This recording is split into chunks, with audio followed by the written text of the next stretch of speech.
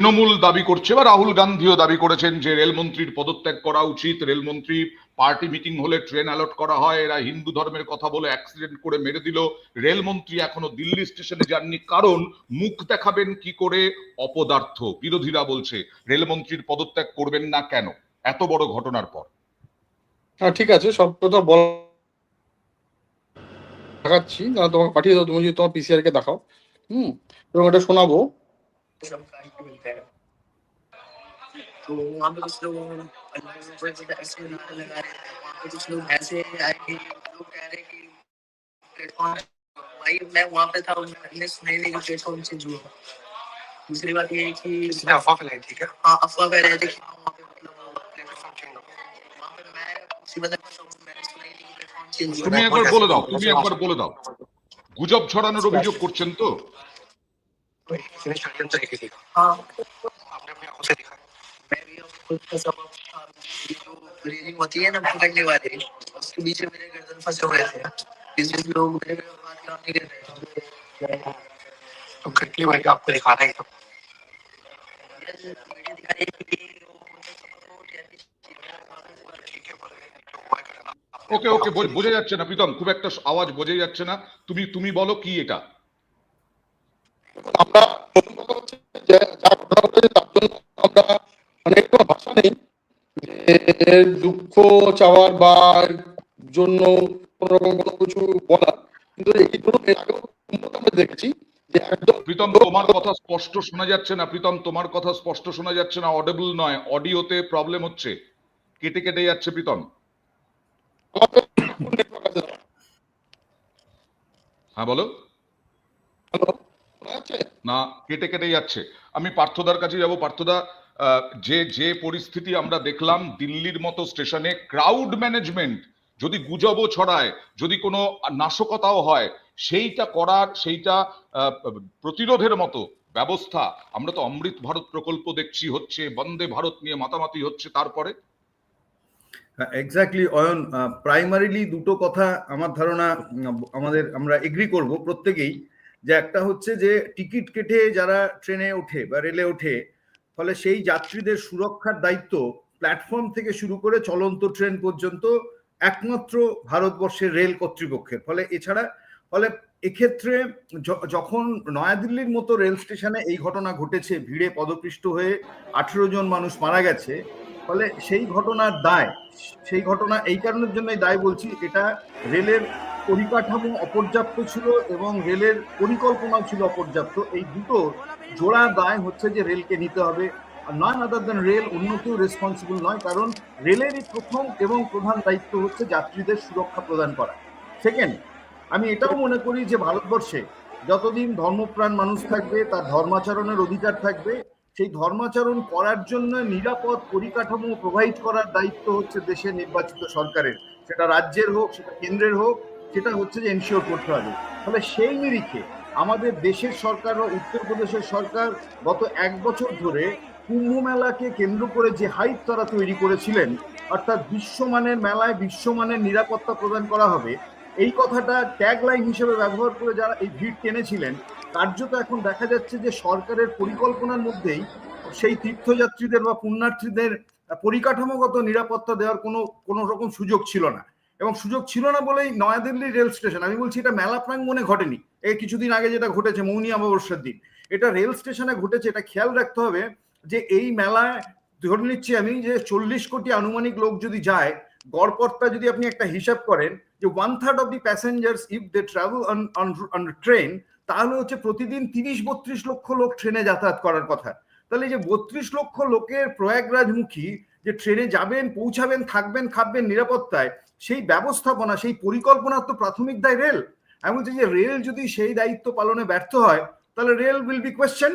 যদি আজকের এই মেলা সফলভাবে উতরে যেত, তাহলে হাততালিও রেল পেত, একদম। হ্যাঁ, ফলে এখানে হাততালি যদি আপনি পেতে চান, একই সাথে সমালোচনা হচ্ছে বিদ্ধ হতে হবে যদি দেখা যায় যে পরিকল্পনার মধ্যে ঘাটতি আছে। সমালোচনা শুধু নয়, 18 জনের প্রাণ গেল। আবার একটু সুযোগ দিচ্ছি প্রীতমকে। প্রীতম, একটু অডিওটা ঠিক হয়েছে কিনা দেখি। প্রীতম, তাহলে রেলের ভূমিকায় প্রশ্ন তো উঠবে স্বাভাবিক, রেলমন্ত্রীর ভূমিকাতেও প্রশ্ন উঠবে।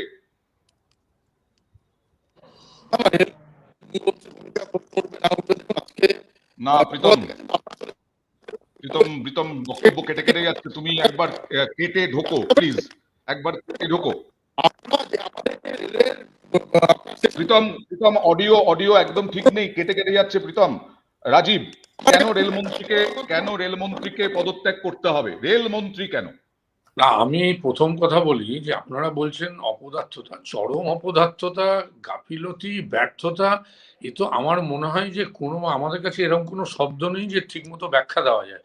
মানে একটু আগে পার্থদা ঠিকই বলছিলেন যে একটা মহাকুম্ভে পুণ্যার্থীরা যাবে, যে হাইপে তোলা হয়েছে, যেভাবে কেন্দ্রীয় সরকার নরেন্দ্র মোদীজি এবং রাজ্যের উত্তরপ্রদেশের মুখ্যমন্ত্রী যোগীজি যেভাবে বিরাট বিরাট করে বিজ্ঞাপন দিয়ে যেভাবে বলা হয়েছিল যে দেশের 50 কোটি মানুষ, 60 কোটি মানুষ তারা কুম্ভ করতে যাবেন, তাদের তো এইটুকু বোঝা উচিত যে পরিকল্পনা করে সবকিছু করা হবে।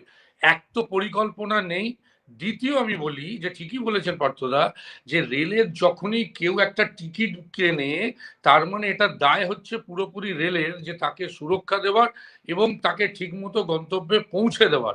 সেই জায়গায় দাঁড়িয়ে রেল ব্যবস্থা এমন একটা জায়গায় চলে গেছে, আমাদের বলতে বাধ্য হচ্ছি, আমার তো মনে হয় বিভ্রান্তির পর বিভ্রান্তি। আচ্ছা, যদি 50 কোটি মানুষ যারা ট্রাভেল করছেন কুম্ভতে যাবেন ঠিক করেছেন, তার মধ্যে সব থেকে বড় কানেক্টিভিটি একটা রেল, সড়কও যেমন একটা কানেক্টিভিটি, রেলও একটা বড় কানেক্টিভিটি। সুতরাং রেল মন্ত্রী এবং রেল দপ্তর তারা এতটাই অপদার্থ যে তারা বুঝলো না কোটি কোটি মানুষ ট্রাভেল করবে, কিভাবে ট্রেনে ট্রাভেল করবে। এবং যখন দেখছে তারা টিকিট বিক্রি হচ্ছে, একটু আগে একজন বলছিলেন যে ঘন্টায় ঘন্টায় 1500-এর উপরে টিকিট বিক্রি হচ্ছে, তার মানে তো রেলের কাছে খবর ছিল যে এত টিকিট বিক্রি হচ্ছে। একজন বললেন যে পর্যাপ্ত পুলিশ ছিল না, অর্থাৎ রেল পুলিশ ছিল না। রেলের গাফিলতি এমন একটা জায়গায় পৌঁছেছে কেউ আগাম বুঝতেও পারিনি যে এরকম ঘটনা ঘটবে। আচ্ছা, একটা আশ্চর্য ব্যাপার দেখুন রাজীব, এরকমও ঘটনা ঘটেছে যারা এসিতে রিজার্ভেশন করে যাচ্ছেন, 2 এসিতে। রাজীব আমি আসছি, জাস্ট তোমাকে যোগ করে দিচ্ছি যে এরকম ঘটনাও ঘটেছে, আমরা দেখিয়েছি এসির যে ডাবল কোটিং যে গ্লাস প্ল্যাটফর্ম থেকে সেই গ্লাস ভেঙে চুরমার করে দেওয়া হয়েছে, ওই জানলা দিয়ে ঢুকবেন। আপনি দেখলেন না একজন মহিলা কি বলছেন, যে আমাদের যিনি টিকিট বিক্রি করেছেন তিনি বলছেন যে এই টিকিট কেটে তোমরা যে কোনো ডাব্বায় উঠে যেতে পারো। মানে হাস্যকর ব্যবস্থা। আমি বলছি ইঞ্জিনে পর্যন্ত উঠে গেছে। এত সিসিটিভি লাগানো আছে, রেল মন্ত্রী ঘটা করে বলেছেন ওয়ার রুম তৈরি হয়েছে, সেই ওয়ার রুম থেকে রেল মন্ত্রী নাকি নিজে সারাক্ষণ দেখেন, মনিটর করেন। কোথায় মনিটরিং, কোথায় সিসিটিভির ব্যবস্থাপনা? এটা ছট পুজো এবং দেওয়ালির সময় যে ব্যবস্থা নেয় রেল, আমার মনে হয় মহাকুম্ভে শুধুমাত্র বাহ্যিক আড়ম্বর বিজ্ঞাপন রয়েছে, কিন্তু মানুষের নিরাপত্তা দেওয়ার ব্যবস্থা রেল দপ্তর করেনি। এবং বারবার আমরা রেলের সুরক্ষা বিঘ্নিত হচ্ছে। এই একবার শুধু কুম্ভের কথা নয়, আমরা বিগত দিনেও পরপর দেখে এসেছি কিভাবে রেলের সুরক্ষা বিঘ্নিত হচ্ছে, কিন্তু সেখানে রেলমন্ত্রী পৌঁছে গেছেন। কিন্তু আজকে এত বড় ঘটনা ঘটেছেন, 18 জন কিনা আমি জানি না, এর অরিজিনাল কতজন হতাহত হয়েছেন আমার কাছে ঠিক তথ্য নেই, আপনারা যা বলছেন সেটুকু শুনছি। কিন্তু আজকের রেলমন্ত্রী তিনি একদম ঘটনাস্থলে পৌঁছালেন না।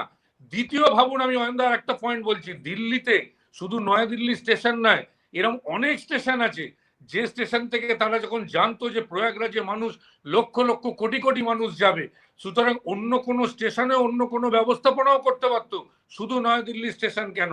অর্থাৎ পুরোপুরি রেল দপ্তর এই ক্ষেত্রে, আমি আবার বলছি, তারা নাকে তেল দিয়ে হচ্ছিল, তাদের কোথাও কোনো পরিকল্পনা ছিল না, তারা বুঝতেও পারেনি ঘটতে পারে। সুতরাং আমার মনে হয়, আচ্ছা দাদা, আমি এখন ওই দোষারোপ করতে চাই না। আমি জ্ঞানেশ্বরী কাণ্ডে দেখেছি যে যখন মানুষ মারা গেছে তখন মন্ত্রীরা কোথায় গেছিল, সেটা দোষারোপ করতে যাই না। আজকে দেখুন যারা শকুনের রাজনীতি করে তারা এইসব করবে। আমি তো তোমাকে প্রথমে একটা ভিডিও দেখালাম যে যেখানে বলছে যে কেউ লোক আল্লাহু আকবার করতে করতে এসে হঠাৎ করে পেছন দিক থেকে ধাক্কা ধাক্কি মেরেছে। তো সেগুলো বলতে সেগুলো তদন্ত করে আসবে এবং তদন্ত করে আসার পর তুলে বেরোবে। সেম জিনিসটা কুম্ভে হয়েছিল, কিছু লোক লাল পতাকা নিয়ে এসে ঘুরে চলে এসেছিল। সেটা তদন্ত চলছে এবং সেই তদন্তটা আমরা ভয় পাই না দেখে একজন তোমার এক্স চিফ জাস্টিসকে সেটা দিয়ে দেওয়া হয়েছে। তো সুতরাং সেটা তদন্তের পরে বেরোবে, কিন্তু কোনো মৃত্যুই আমাদের কাছে এখন রাজনীতির ব্যাপার নয়। আজকে যারা শকুনের রাজনীতি করে, যারা জ্ঞানেশ্বরী কাণ্ড ভুলে যায়, যাদের সময় ওই তামিলনাড়ুর ঘটনা ঘটে সেগুলো ভুলে যায়, সেগুলো ভুলে আজকে কুম্ভকে মেলান করার চেষ্টা করেছে। এরা হিন্দু বিরোধী, এরা এরকম বারবার বলবে। আরে আজকে পশ্চিমবঙ্গের যা জনসংখ্যা তার থেকে বেশি কুম্ভে যাচ্ছে। আজকে আসানসোলে যেটা ঘটনা ঘটেছে, গতকাল আসানসোলে যে ঘটনাটা ঘটেছে, এটা কে অ্যান্টিসিপেট করতে পারবে যে যারা এত লোক চলে আসবে? এত লোক চলে আসলে তো এখানকে আইবির ফল তাহলে বলবো আমরা, এখানে পশ্চিমবঙ্গ আইবির ফল যে এত লোক চলে এসছে। তো এটা এরকম নয়। এটা আজকে তো আপনারা দেখতে পাচ্ছেন যেভাবে করে ট্রেনগুলো যাচ্ছে, একটা স্টেশনে দাঁড়াচ্ছে, সেই স্টেশনে কি করে কিছু দুর্বৃত্তরা কি করে ট্রেন ভাঙচুর করছে, সেটাও কি কারো কোনো গভর্নমেন্টের ফল? এটা আমাদের সোসাইটিকেও বুঝতে হবে, আমাদেরকে একটু সিভিক জ্ঞান নিতে হবে যে আমাদের কি করা উচিত আর কি করা উচিত না। সুতরাং সবকিছু সরকারের উপর ছাড়লে হবে না। সরকার যথেষ্ট ব্যবস্থা করেছে, প্রচুর তৃণমূলের লোকজনও আছে গিয়ে যারা ডুবকি লাগিয়ে এসছে এবং খুব ভালো ব্যবস্থা বলেছে, ফেসবুকে সে লাইভ টাইপও করেছে। সুতরাং শুধুমাত্র ওই মানে শুকুরের রাজনীতি করলে হবে না। ভুল হয়েছে, ভুলটাকে শোধরানো যাবে, কিন্তু কেন ভুল হয়েছে, কারা এরকম আল্লাহু আকবার করলো, কারা ওই কুম্ভের সময় লাল পতাকা নিয়ে দৌড়ে এলো, এগুলো তদন্তের বিষয়, তদন্ত করে আনা হবে।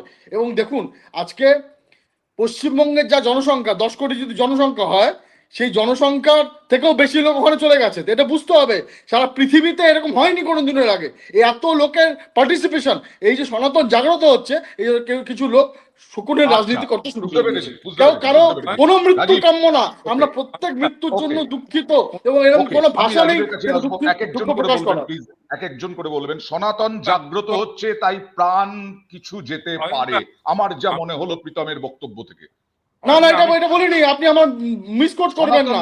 আমি বলছি যারা শকুনের রাজনীতি করছে, যারা মৃত্যু নিয়ে রাজনীতি করছে, তাদের কথা বলা হচ্ছে।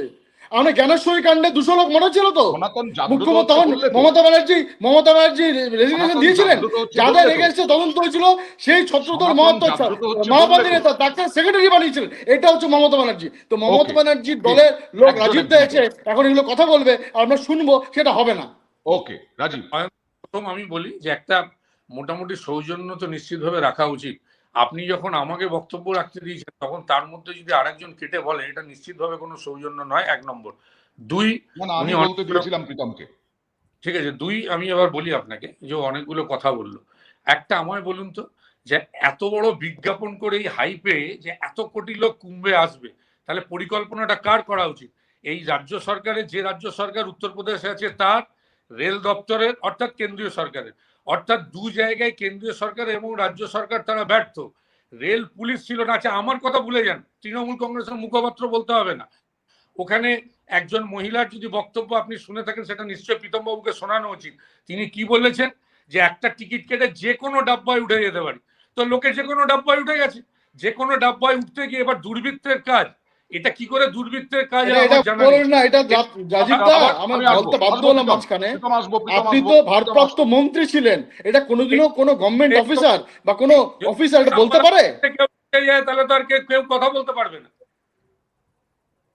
নয় আপনি বলুন, নয় আমি বলুন, বলতে একজন করে আসবো। এবার আমায় বলুন, দায়টা কার? দায়টা তো নিশ্চিতভাবে আপনার উত্তরপ্রদেশের যোগী আদিত্যনাথ, যিনি বড় বড় বিজ্ঞাপন দিচ্ছেন, আর দেশের প্রধানমন্ত্রী নরেন্দ্র মোদীজি, যিনি বড় বড় করে বিজ্ঞাপন দিয়ে কুম্ভের মেলায় লোকদের ডেকে নিয়ে আসছেন। নিরাপত্তা দেওয়ার দায়িত্ব কার? পরিকল্পনা করার দায়িত্ব কার? নিশ্চিতভাবে মমতা বন্দ্যোপাধ্যায়। যদি শিক্ষা নিতে হয় এর আগে এরকম গঙ্গাসাগর মেলা থেকে শুরু করে যেভাবে মমতা বন্দ্যোপাধ্যায় আজকে নয়, দীর্ঘদিন ধরে পরিকল্পনা করে প্রস্তুতি নিয়ে তবে একটা জিনিসকে সার্থক রূপ দেন, এটা শিখতে হবে মমতা বন্দ্যোপাধ্যায়ের কাছ থেকে। শুধুমাত্র মহাকুম্ভের বিজ্ঞাপন দিয়ে আগামী নির্বাচনের বৈতরণী পার করার চিন্তা করলে হবে না, আগে বাস্তব করতে হবে। আমি হচ্ছে বলে আপনি মানুষ খুন